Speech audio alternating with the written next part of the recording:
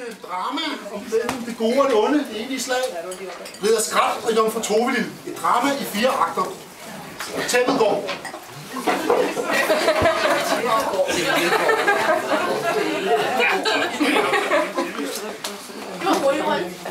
Vi befinder os i det herrens år 1734.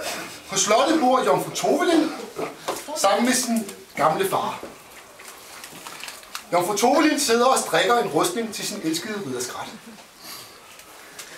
Hendes gamle far sidder og stanger tætter efter aftensmad med en tændstik. Pludselig lyder 3 høje bank på borgporten.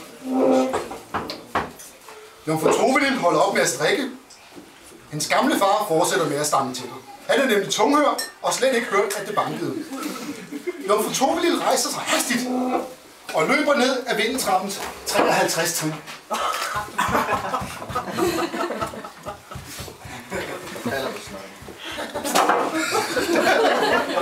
Ja.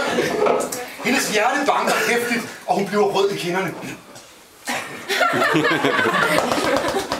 Hun tror nemlig, at det er hendes elskede Ridder Skrat, der banker på porten.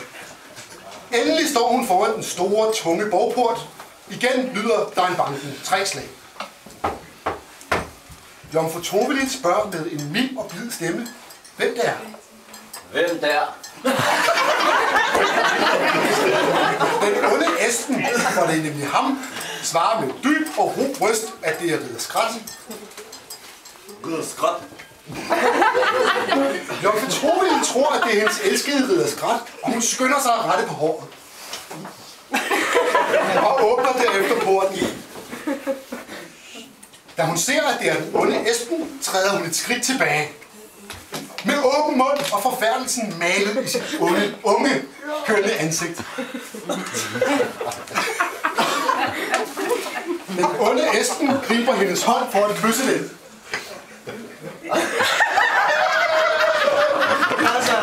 Men hun trækker den til sig med afsky. Hun vender sig om og styrter op ad vindeltrappens 53 trin. Men den onde Esben følger efter.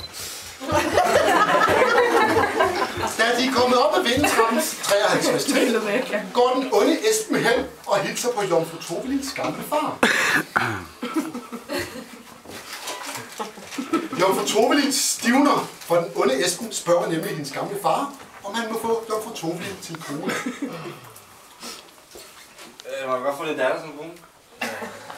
Den gamle sætter hånden bag øret og siger, "Awa!" Og den onde Esben gentager lidt højere. Må jeg godt få din datter som kone? Den gamle mand, der synes, han spurgte, om han måtte låne en krone, ligger med hovedet og siger, "Værsgo." Jomfru Tovelil gemmer ansigtet i hænderne og hulker hjerteskærende. Jomfru Tovelil gemmer ansigtet i hænderne og hulker hjerteskærende. Hulk! Den onde Esben går over og tager hende om skuldrene og spørger, om han ikke skal have et kys. Skal vi snæve? Men Jomfru Tovelil skubber hans hænder væk og giver ham en klaskende lussing på højre kind. Kom så, måske. Se. Ej, det vil vi se! Højre? Det er rigtig klaskende. Den onde Esben går nu sin vej, mens han holder hånden op mod kinden.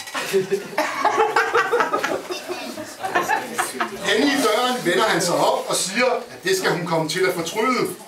Det kommer du til at fortryde. Og med en hul latter går han ned ad vindeltrappens 53 trin. Tæppe?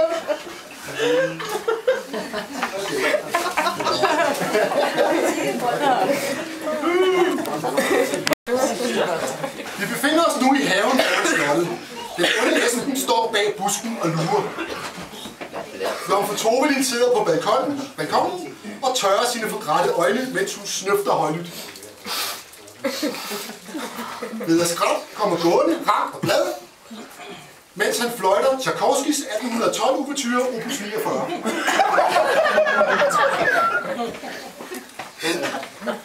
Da han kommer hen under balkonen, standser han og råber på Jomfru Tovelil. Jomfru Tovelil! Det eneste, der høres fra balkonen, er en højlydt snøften.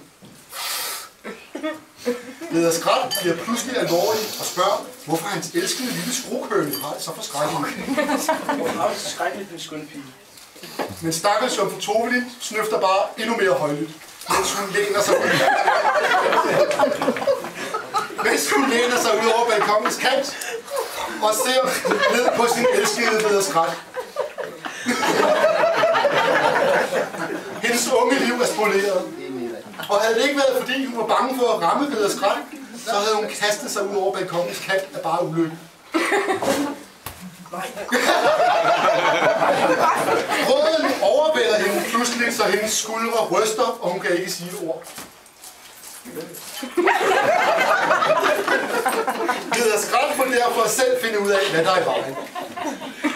Han fortæller nu sin elskede Jomfru Tovelin, at han ved mørkets frembrud vil komme og fløjte under balkongen, hvorefter de kan flygte sammen. Jeg kommer og fløjter i nat, så kan vi stikke af sammen. Men henne bag busken står den onde Esben og har hørt det hele. Og så lægger han planer, og han gnider sig i hænderne og udstøder en hul latter. Tæppet falder!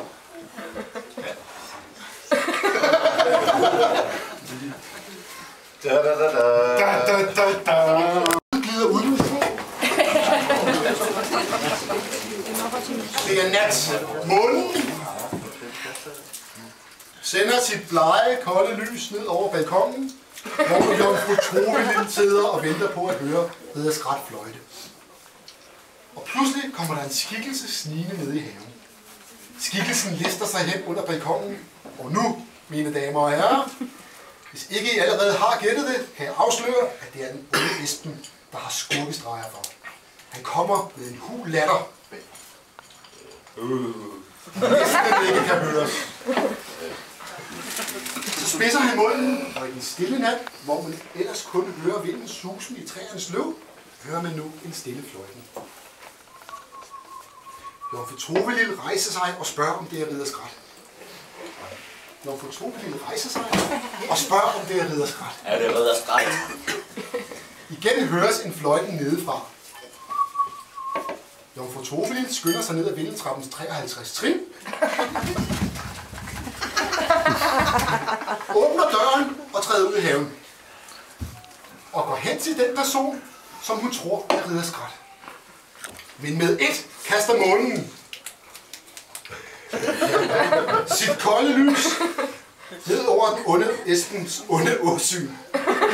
Og Jomfru Tovelin finder ud af, hvem det er, der har fløjtet. Hun udstøder et langt gennemtrængende skrig. Og vender sig om for at løbe væk.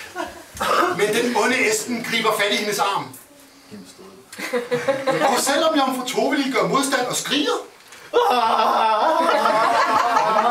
lykkedes det den onde Esben at slæbe afsted med hende, mens han udstøder en hul latter.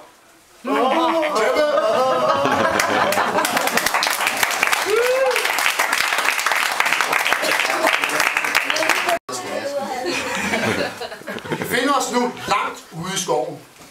Ridder Skrat og Jomfru Tovelins gamle far har opdaget, at Tovelin er blevet bortført, og de er nu gået ud for at lede efter hende. Træerne svejer sagte i vinden, og hvis man har gode øjne, kan man langt borte se Jomfru Tovelin, der er bundet til et træ. Men så langt er Ridder Skrat og den gamle slet ikke noget endnu.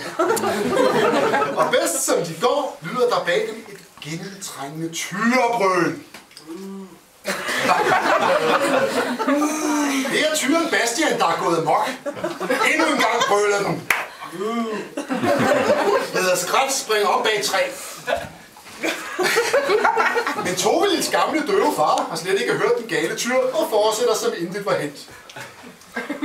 Tyren Bastian brummer og krasser i jorden med forbindet. Så sænker den hovedet og udstøder endnu et brøl. Så galopperer den hen for at stange den gamle mand med sine spidsehorn.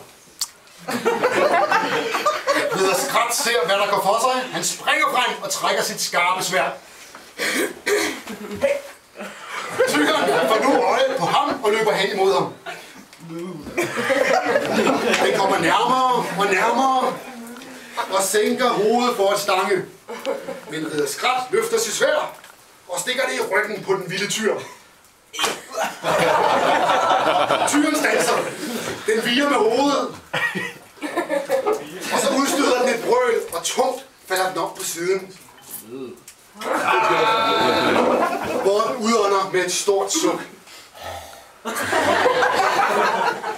Ridder Skrat tørrer blodet af sværdet. Og han og Tovelils gamle far fortsætter deres vandring. Pludselig stopper de. Ridder Skrat spidser ører. Han kan høre en svag klumpen. Han går efter lyden, og i et spring er han henne ved sin elskede jomfru Tovelil. Min elskede. Han drager sit sværd og hugger de bånd over, som Tovelil er bundet med. Nu er hun fri. Han kaster sig i Ridder Skrats arme. Mens lykke stråler ud af hendes unge ansigt. Nu er de endelig genforenet Ridder Skrat, jomfru Tovelil og hendes gamle far. Og nu ser det ud til, at det hele ender i lykke og gammen. Men nej. Udkanten af skoven høres en hul latter.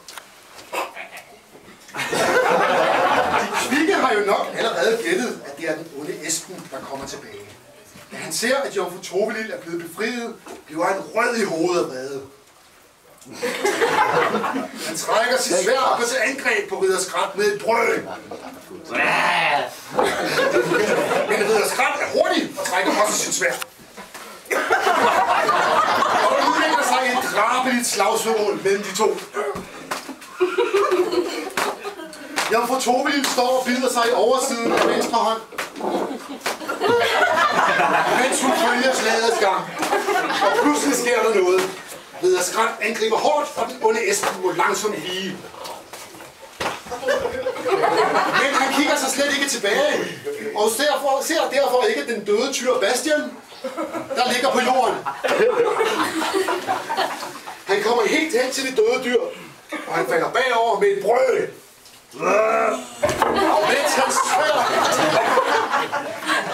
Mens hans sværd ryger op i luften og lander et stykke væk. Den onde Esben ligger nu på jorden, og i et er Ridder Skrat over ham. Løfter sit sværd og stikker det i maven på den onde Esben. Denne prøver at rejse sig, men han kan ikke. Han falder tilbage og dør med en hul latter på sine læber. Jomfru Tovelils gamle far har imidlertid bestemt, at hans datter skal have lov til at gifte sig med Ridder Skrat. Og efter at Ridder Skrat har slået sit sværd i bæltet igen, tager den gamle far Ridder Skrats højre hånd og Jomfru Tovelils venstre hånd, som hun for øvrigt stadigvæk står og bider i.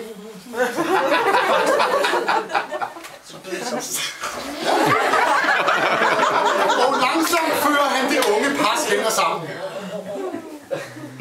Og således ender vores historie lykkeligt. Hånd i hånd vandrer det unge par ud af skoven, mens den gamle far langsomt trisser bagefter. Den her vej. Kom her, drenge. Den her vej. Bare kom igennem.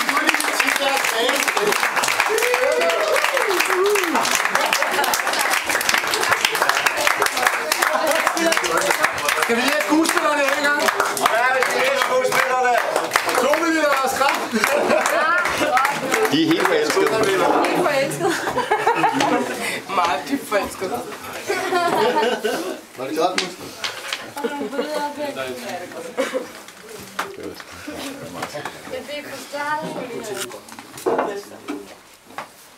Ja, til mig. Du skal også have lov til at blå. Nej.